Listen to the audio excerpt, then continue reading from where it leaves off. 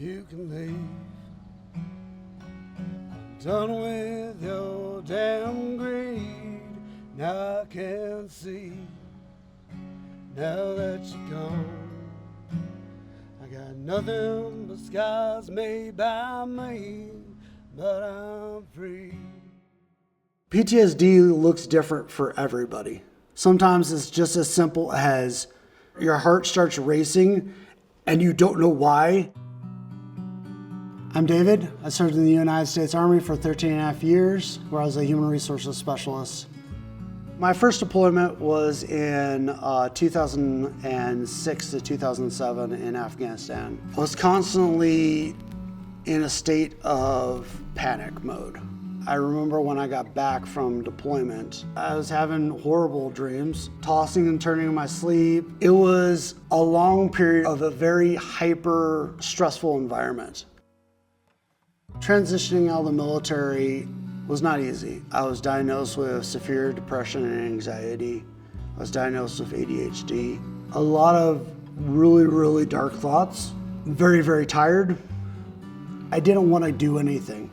I just wanted to stay home. I wasn't participating in some of the activities I like to do as much, kind of closing myself off. Going through the transition program, I was told, you did HR for years, this will look good on a resume, it will be okay, like we'll put you through this program, it's gonna get you 5 interviews, you'll be set up with a job. So I show up to this interview and I'm button up shirt, wearing slacks, I even got a tie on.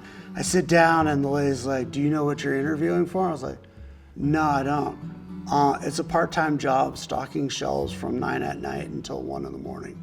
And that was crushing, but you know, I didn't have anything else. By the time October rolled around, I have a bank telling me that they're taking the house the next month. The company for my lease, Ford, telling me that they're taking the cars the next month. And I have no answer because I'm making $750 a month and I couldn't get a job anywhere. And I'm taking care of my wife who has cancer.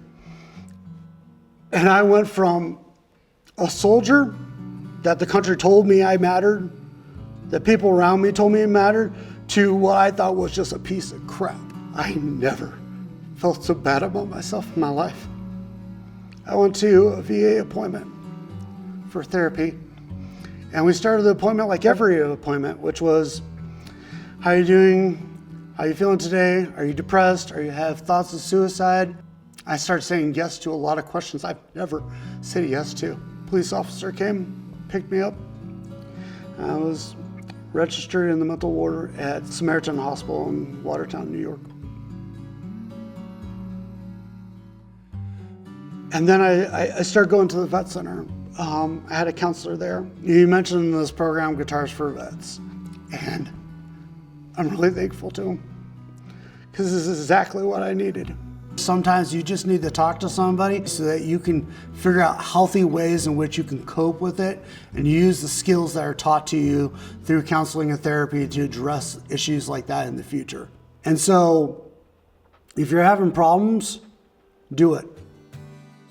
When I started playing guitar and was able to sing and play songs and stuff, it was like a long lost part of me returned. And that's what this program can do.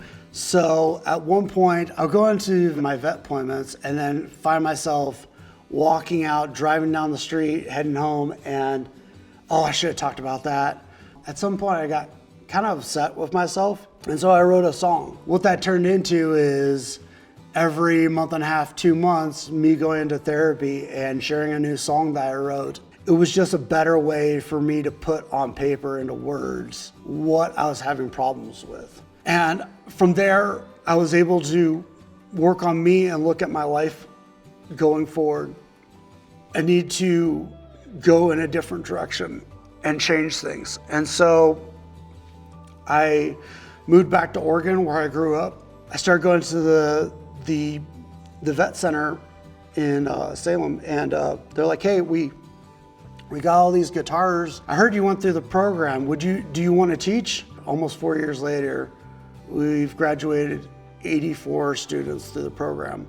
It gave me that meaning in my life. It's just been another level in which I could try to help veterans. To be wiser brighter, kinder to me.